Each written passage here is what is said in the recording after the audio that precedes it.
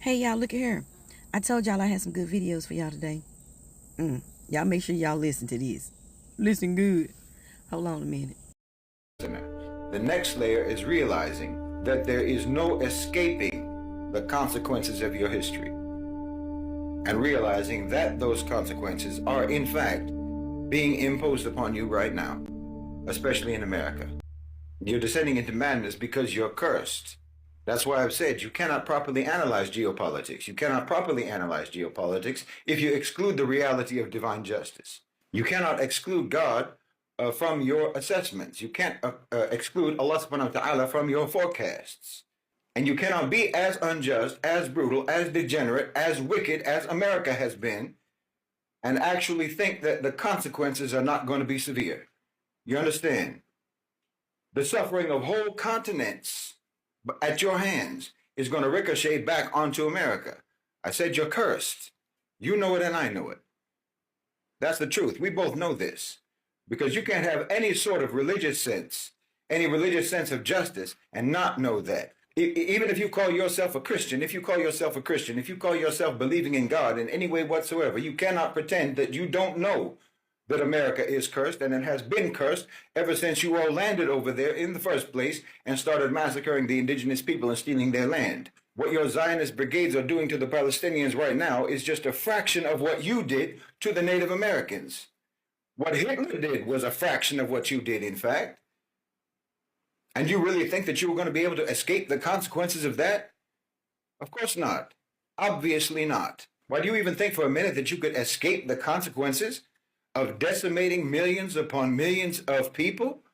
To think that you would get away with that, wallahi, to even think that you could get away with that, to even think that you would never be held accountable for that is blasphemy. It's blasphemous for you to think that you could get away scot-free. Especially when you have never even done anything ever since then, except to compound the wrongdoing and to add to your record of crimes. You understand me? You have done nothing to atone. You haven't done anything to atone for what you have done. You and I both know that.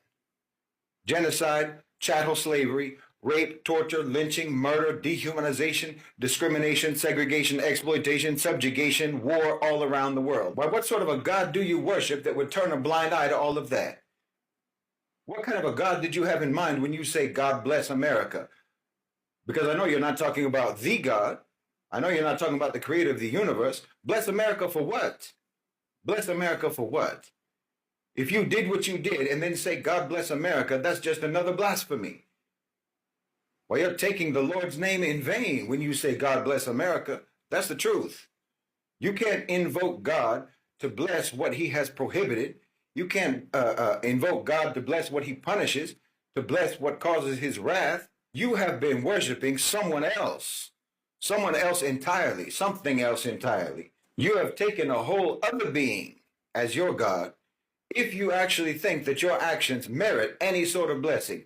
No one would bless what you have done as a nation except Iblis.